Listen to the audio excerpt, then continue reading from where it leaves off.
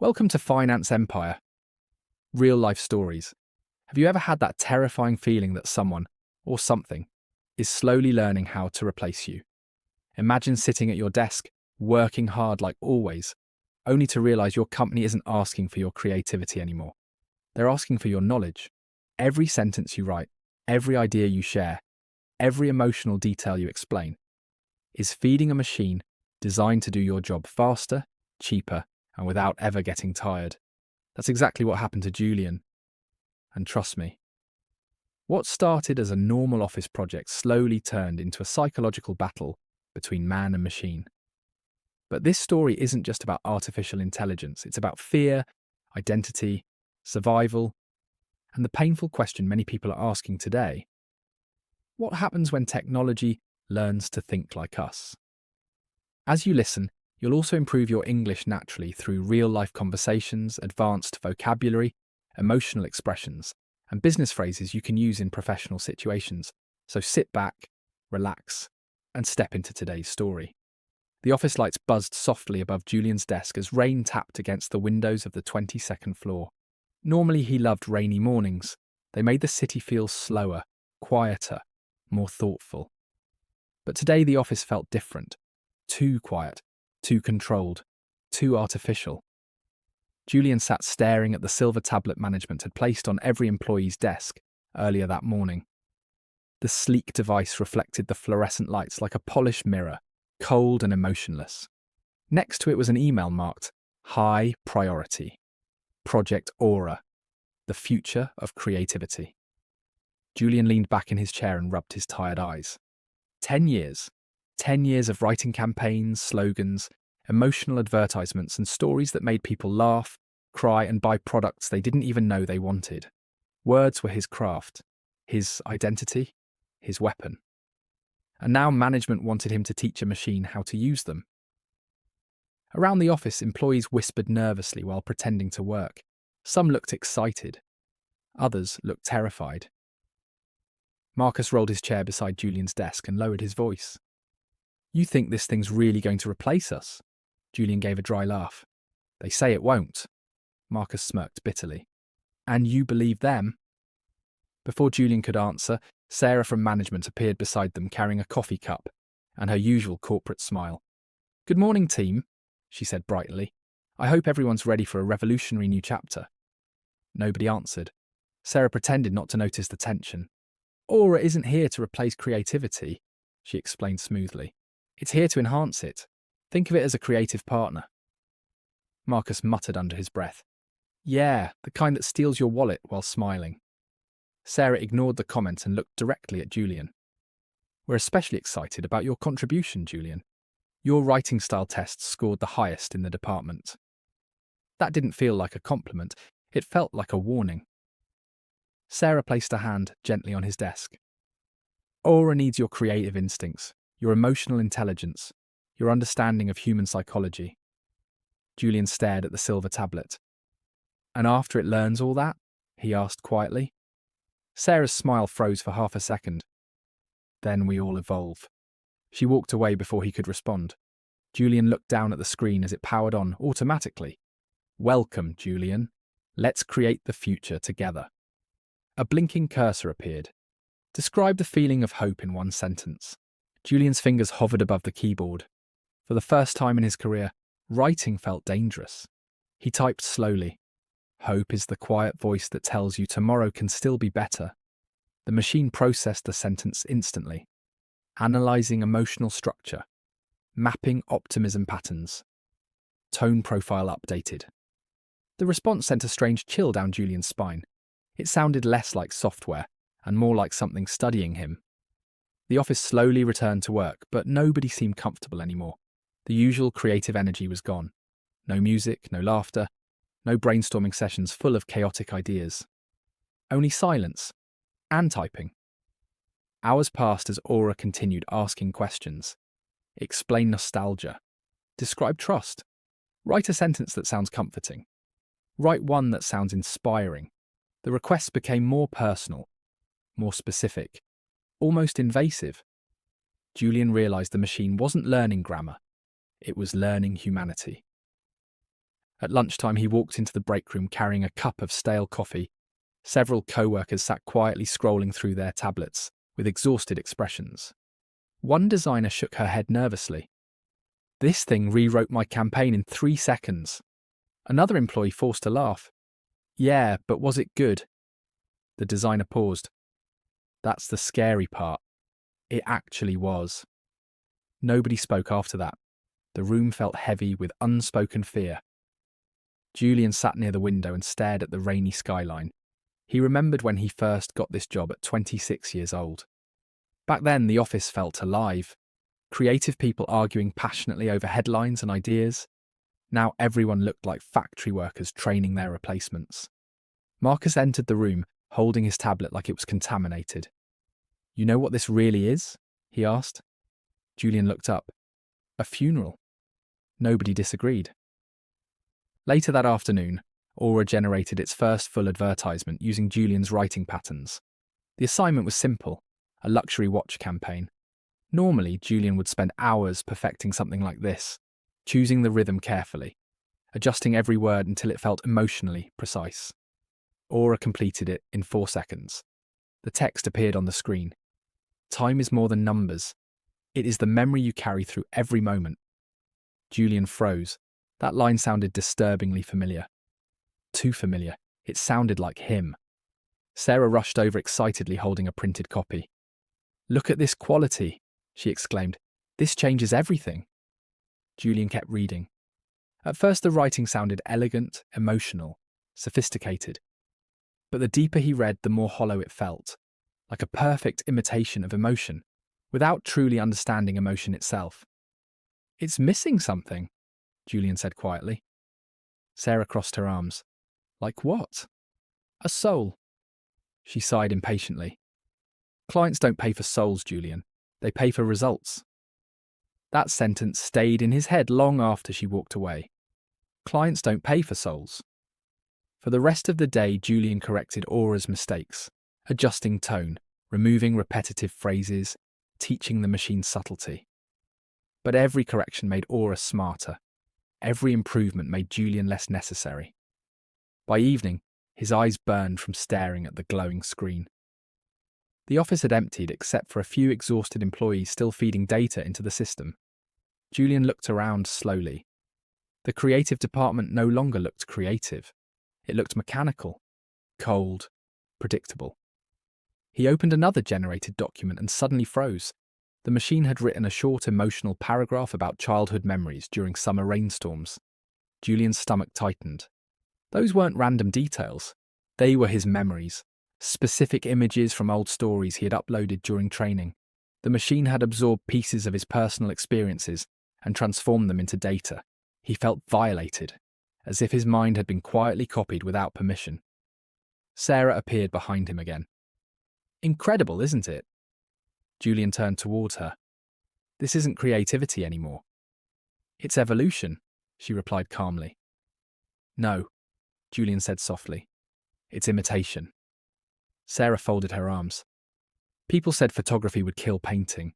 They said television would kill radio. Technology always scares people before it changes the world." Julian looked back at the screen. Maybe she was right. Maybe resistance was pointless. But deep down something felt wrong. Because this wasn't just technology replacing labour. It was replacing expression, identity, meaning. The next morning, half the office arrived unusually quiet. Rumours spread quickly. Layoffs, department restructuring, creative optimization. Corporate phrases designed to sound less brutal than they really were. Julian overheard 2 managers whispering near the hallway. "We only need a small human supervision team now." His chest tightened. Small human supervision team. That's what artists had become. Supervisors for machines. By noon, one of the junior designers left the office crying after an HR meeting. Nobody asked questions. Everyone already knew the answer. Fear spread across the room like smoke. People started working harder, speaking less, trying desperately to prove they still mattered. But Aura kept improving. Faster, smarter, sharper. And the more employees tried to outperform it, the more data the machine collected. Julian stared at his reflection in the dark monitor screen. He barely recognized himself anymore. The passionate writer who once loved storytelling now spent his days teaching software how to mimic human emotion. And worst of all, he was good at it. That evening, the office lights dimmed automatically as employees slowly packed their bags. Julian remained seated, alone at his desk. Aura's cursor blinked patiently, waiting, learning, watching. He suddenly realized something terrifying. The machine didn't hate him. It didn't want revenge. It didn't even understand what it was taking away. That made it even scarier. Because unlike humans, it felt no guilt, only progress. Julian slowly shut the tablet screen and stood up. But as he walked toward the elevator, one question echoed loudly inside his mind. If a machine can perfectly imitate your talent, what makes you truly irreplaceable? And Julian was about to discover that the answer would cost him far more than just his job. But that's where we stop for today. Because in the next part, things become even darker. The layoffs begin. Julian starts fighting back against the machine he helped build, and one desperate decision could destroy his entire career forever. So if you want part 2, make sure you subscribe to Finance Empire, hit the like button, and comment below. Humans can't be replaced. Thanks for listening. And I'll see you in the next story. One day you're experienced, respected, valuable. And the next day, a machine can suddenly do your job in seconds. Not because it worked hard for years, not because it struggled, sacrificed, or stayed awake at night trying to improve, but because someone like you trained it. That's what makes today's story so terrifying. This isn't just about artificial intelligence. It's about identity, about fear, about survival in a world where technology is learning how to think, write, speak, and even create like humans. Imagine spending 10 years mastering a skill, only to watch a machine learn it in a week. Would you help build it? Would you resist it? Or would you slowly realize that you've already become part of your own replacement? Today we continue Julian's journey inside a company that claims AI is only a tool. But deep down, everyone in the office knows the truth. The machine isn't here to assist them. It's here to replace them. And the scariest part? It's getting better every single day. So relax, listen carefully, and let's step back into the story. The office felt strangely lifeless the following Tuesday morning. The usual sound of creative discussions had disappeared completely. No one debated headlines anymore. No one laughed at ridiculous marketing ideas scribbled on whiteboards. Instead, the entire floor glowed with cold blue light from dozens of silver tablets. People barely looked at each other. They looked at screens. Julian walked slowly toward his desk holding a paper cup of coffee that had already gone cold. He hadn't slept much the night before. Every time he closed his eyes, he kept hearing Aura's voice inside his head, analysing emotional structure, mapping optimism patterns, learning human nuance. The words felt less like software commands now, and more like a predator studying its prey. He sat down quietly and opened his laptop. A new notification appeared immediately. Training Module 14 ready for review. Below it was another message from management. Reminder: employee performance will now be evaluated based on AI integration efficiency. Julian stared at the sentence for several seconds. They weren't even pretending anymore. The company no longer valued creativity itself. It valued how effectively employees could improve the machine. Marcus rolled his chair beside Julian's desk again, looking exhausted. "You hear about Daniel?" he whispered. Julian frowned. "What happened?" "They let him go this morning." Julian's stomach dropped. Daniel was one of the best designers in the building. Smart, talented, respected by everyone. "He worked here 7 years," Julian said quietly. Marcus nodded bitterly. "Apparently Aura can generate product mock-ups now." For a moment neither of them spoke. Then Marcus leaned closer. "You know what the worst part is?" Julian looked at him. "Daniel helped train it." The words hit Julian harder than he expected. He suddenly imagined a man digging his own grave without realizing it until the final shovel of dirt. Around the office, people acted like nothing had happened, but the fear was obvious now. Employees typed faster, talked less, smiled less. Every person in the room looked like they were trying desperately to prove they still deserved to exist. Sarah entered the department holding her tablet confidently. "Morning, everyone," she announced brightly. I know change can feel uncomfortable, but I want you all to focus on the opportunities ahead. Nobody answered. She continued anyway.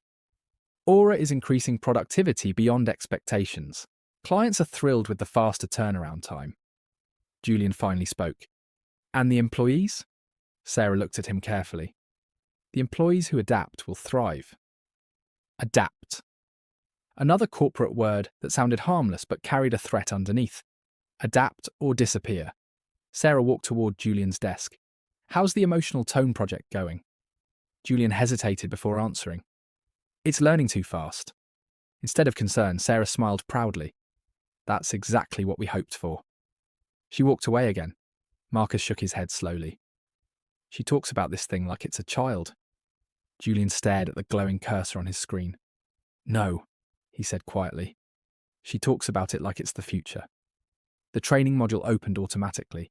Please explain how humour creates emotional trust in advertising. Julian rubbed his forehead. At first, teaching the AI had felt strange. Now it felt personal. Because the machine wasn't only learning technical writing skills anymore. It was learning human psychology. Why people laugh. Why people cry. Why certain words create comfort. Why others create fear. Aura was learning how humans feel. And Julian was the teacher. Hours passed as he explained storytelling principles, emotional pacing, and subtle language techniques. The machine absorbed everything instantly. Every lesson, every instinct, every creative habit developed over years of experience. By lunchtime, Julian felt mentally drained. He walked outside the building for fresh air, hoping the cold wind would clear his thoughts. The city streets were crowded with office workers, moving quickly through traffic and noise.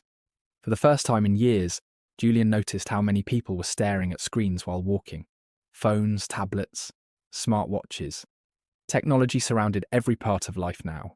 A delivery robot rolled past him on the sidewalk. Nobody even looked at it. 5 years ago, people would have stopped and stared. Now it was normal. Julian suddenly wondered if human creativity would become normal too. Not valued, not respected, just expected. Cheap. Replaceable. A street musician played guitar near the corner subway entrance. His voice cracked slightly while singing, but there was something raw and real about it. Imperfection. Emotion. Humanity. Julian stopped walking for a moment and listened. The musician smiled at passing strangers while continuing the song. Aura could probably imitate the melody perfectly.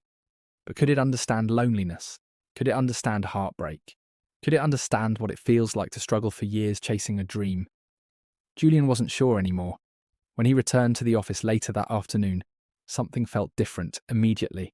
The energy had changed. People avoided eye contact. A heavy silence filled the room. Then he noticed the empty desks. 3 more employees were gone. No announcement. No goodbye. No explanation. Just gone. Marcus looked pale. They called them into HR one by one. Julian slowly sat down. How many? 5. Julian stared at the empty chairs across the office floor. 5 careers erased before lunch. And Aura kept generating advertisements in seconds. The machine didn't sleep, didn't complain, didn't ask for raises. It simply produced content endlessly. Sarah called an emergency meeting near the conference room. Everyone gathered quietly. She stood beside a large screen displaying colourful performance graphs. I know today feels emotional, she began carefully. But these changes are necessary to stay competitive in the modern market. Nobody reacted. Artificial intelligence is not the enemy, she continued. Companies that refuse innovation will fall behind. Marcus crossed his arms. And what happens to the people being replaced by innovation? Sarah paused briefly. New opportunities will emerge. Julian noticed how carefully she avoided answering directly, because there was no comforting answer. One employee near the back finally spoke. How long before Aura replaces all of us?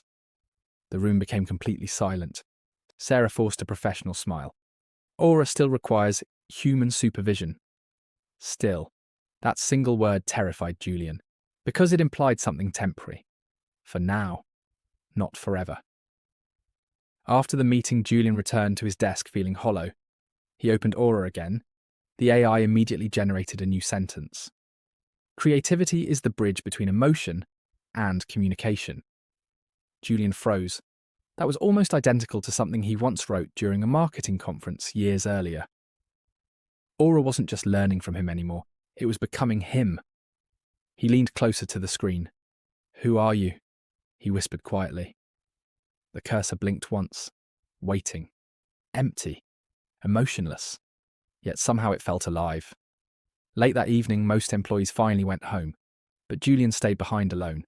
Rain hammered against the windows while the city lights shimmered below like broken glass. The office looked haunting at night. Rows of empty desks illuminated by glowing monitors. Machines quietly running in the darkness. Aura's training interface remained open, and for the first time, a dangerous thought entered Julian's mind. What if he sabotaged it? What if he intentionally fed the machine bad information?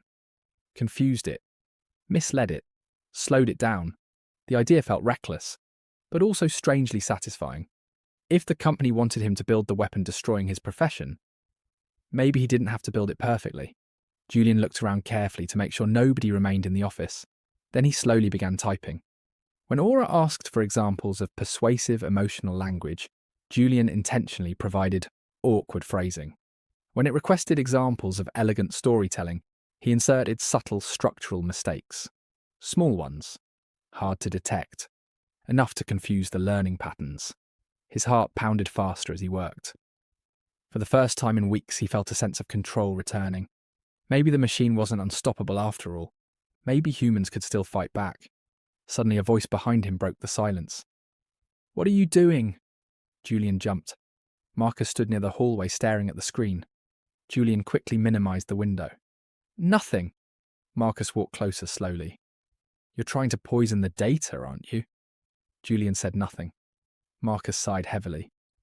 "You know this won't stop it." "Maybe not," Julian replied quietly. "But I can't keep helping it destroy us." Marcus looked at the glowing monitor sadly. "I don't think the company cares whether it's perfect," he admitted. "It just has to be cheaper than humans." That sentence stayed in Julian's mind long after Marcus left. Cheaper than humans. Maybe that was the real future now. Not better art, not better ideas, not better creativity. Just cheaper production, faster output, higher profit. Julian leaned back in his chair and stared at the ceiling. The office air conditioner hummed softly above him like a tired mechanical sigh. Outside, the rain kept falling over the city, and somewhere deep inside the servers below the building, Aura kept learning, faster, smarter, hungrier. While Julian slowly realised something terrifying. The machine wasn't the only thing changing. The humans were changing too. And in the next part, Julian discovers a secret about Project Aura that completely changes everything. Because the company isn't just building an AI assistant anymore. They're building something far more dangerous. Something designed to replace human creativity forever. So if you want part 2, subscribe to Finance Empire, like this video, and comment below, "Humans still matter." Thanks for listening. And I'll see you in the next story.